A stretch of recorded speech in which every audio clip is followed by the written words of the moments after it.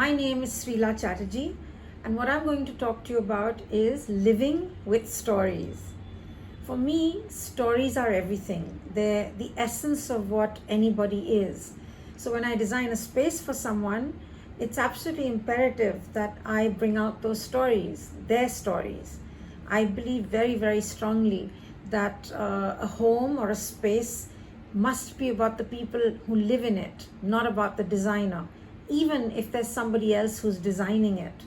And if it isn't telling the stories about those people, then it isn't authentic and it shouldn't be there. So to explain what I mean by living with stories, I'm going to take a few examples and walk you through them with images that I have to show you. Okay, so this is a den or a study, and it belongs to a lady who's a filmmaker. She's a power woman and she's very, very artistic. She never throws anything away. And if you look at the kind of things she's collected over the years, they range from, egg cartons, boxes, labels, bits of string, anything, all kinds of things, because she knows she can use them to journal, to wrap things with, to make a card with. I know she treasures cards and letters and notes that come from family and friends or through her work through the years. And that's the kind of stuff she wanted to be surrounded with in her den. And she wanted the place to be her special haven, very private and personal to her. So when designing for this, I had to make sure that everything was flexible because things are going to be added to all the time. It was easily accessible because she gets them and uses them. And at the same time, she's a stickler for neatness. She was a woman with a lot of stories and they needed to be told. And her stories had to be the center stage of everything. So this wall in her study is a whole floor to ceiling matrix. That's like a living installation of all the bric-a-brac she needs and can't do without. It's got a garden of stories that just grow organically as she keeps adding things to them. And they play both the role of being useful as well as ornamental. Right by her side at the desk where she sits, there's a whole bunch of paintings, of pictures that are framed in a vintage gold because they're photographs of the people who are very special to her, grandparents, lots of family history. Behind her, there's a whole lineup of women of substance, powerful women that inspire her and I guess women she wants to be like.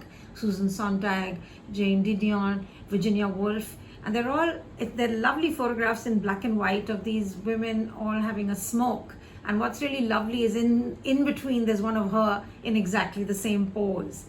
And then in front, a table where she can meet somebody else is covered with pictures or a collage of Frida Kahlo, who plays a very big part in the inspiration in her life. The important thing here was to make sure that the whole place didn't end up looking like a mess. The first most important thing was the wall grid, because instead of having just shelves or cupboards, this was an interesting way to put it all and show it all, and it also performs the important function of being easily accessible and very easy for her to use. I also think the two different sets of photographs, the old family photographs on one side and then these very powerful almost pop-like posters of women, of strong women, they kind of create a different collage. So the whole room becomes like little bits of different parts of her life. And I was even able to include a big cat. Cats are very important to her and her passion. If I had listed all these things before, it would have seemed like I was just creating a fiction, a fictitious set. But in actual fact, the only new thing in the room is the grid on the wall. Everything else was things she gave me, and I went through, chose what to frame, chose what to put and how to put it all, knowing that she wanted all of it there. So what I was doing was trying to make sure that her stories were told, and her stories are in everything. You hear it or you see it in every little corner of this room.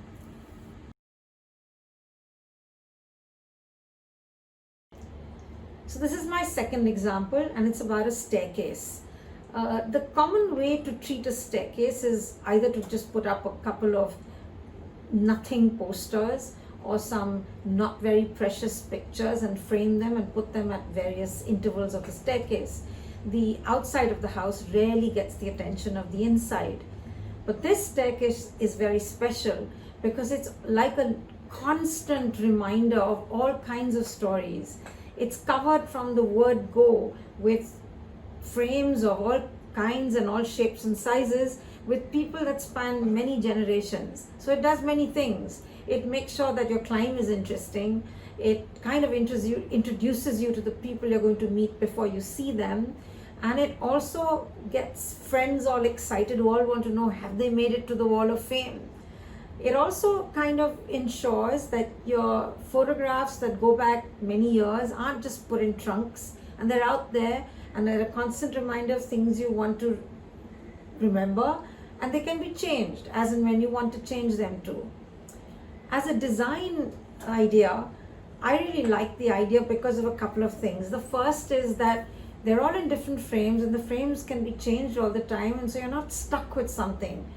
The second is the wall is painted a bright, beautiful teal, and that keeps it from being grubby with fingers, with people going up and down with children's fingers, etc. Then it's an old building, so it has beautiful contours and lovely windows and the staircase, and all of that becomes part of the design idea. And most of all, it's like a private gallery. Even though it's outside the house, you feel like you're already inside somebody's private domain. Different sizes of frames, different types of frames, all make it flexible. So you aren't stuck with something. You can keep changing things as you want to, and they're not like, oh, I did it 5 years ago, now it's going to be really difficult. And you can quite easily change your collage, and you can quite easily paint the wall another color. From the point of view of design, I really like design being flexible, adaptable, and not built in or fixed. It must change, as your ideas change, and as you evolve.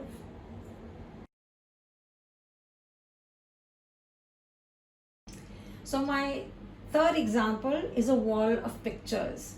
Now, when you hang pictures, you can hang them with various ideas in mind. One is because you want to make a statement, or you just happen to have the pictures, or because they match fabric or they match color.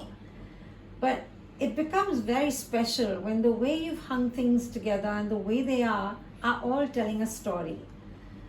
This wall that you look at, the examples I have, is a whirl of different things, and they each demand a story to be told, and it's very clear there's some story because the only thing that they seem to have in common is that they're all together on the same place.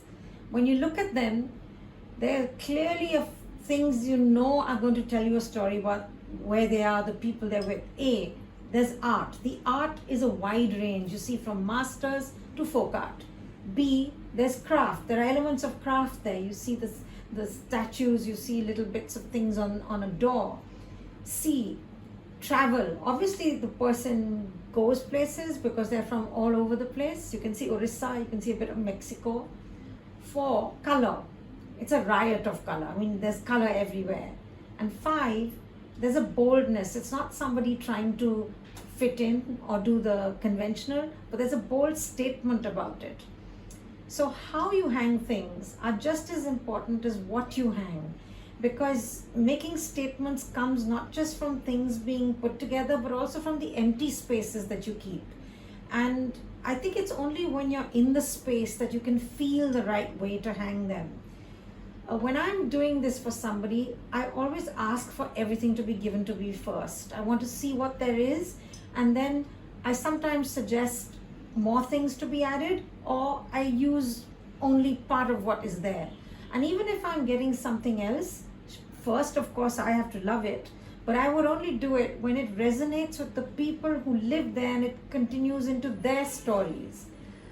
In this particular home, I think the central most important thing was that everything needed to be on display because it wasn't about keeping it all in storage. And so the walls are really busy, but the rest of the place only has the essential seating space. It isn't overcrowded.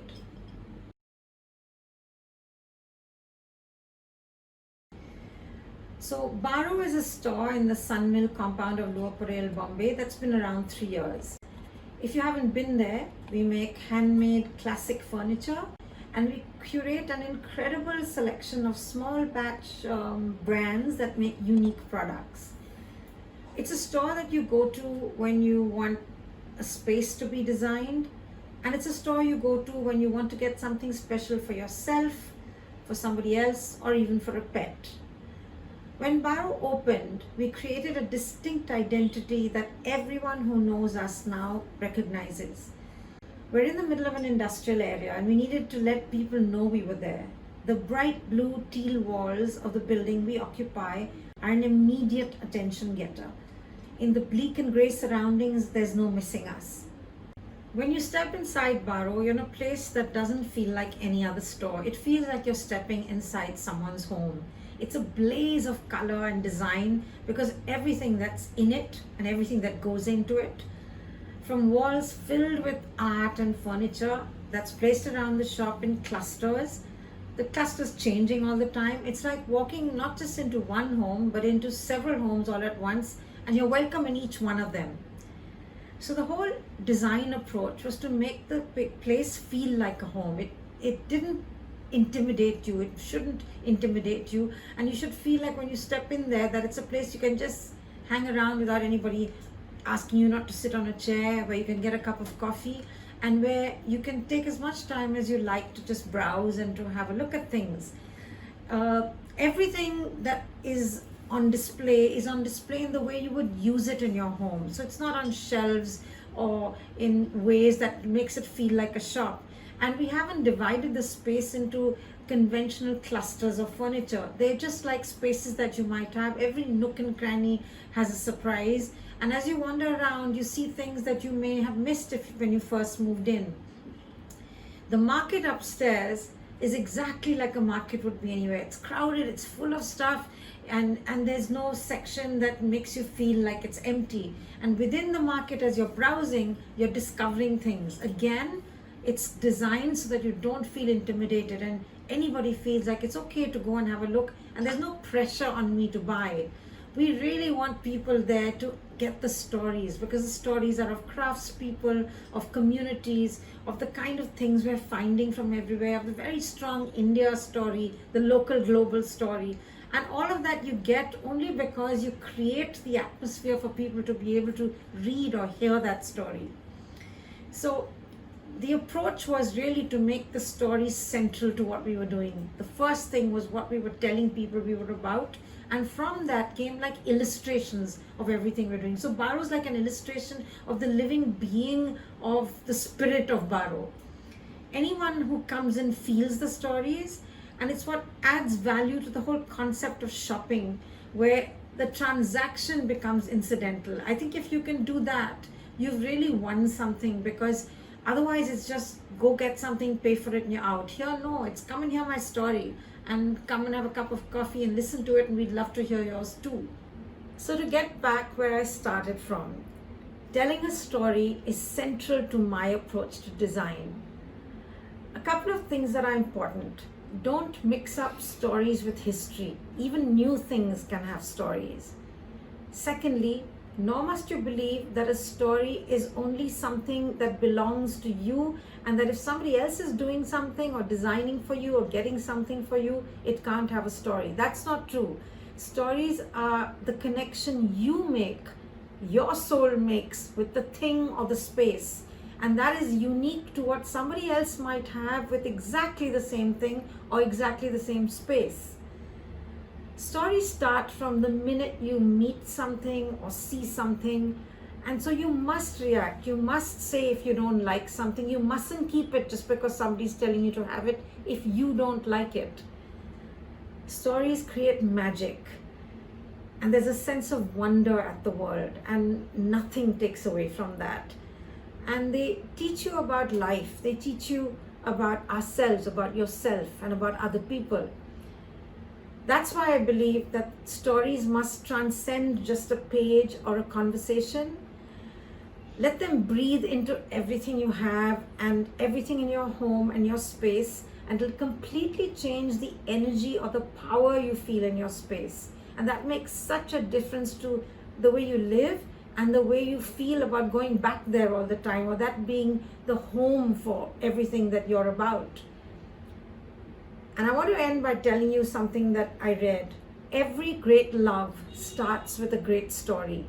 So you must make sure that you truly love the space you're in, because it will always then enrich you.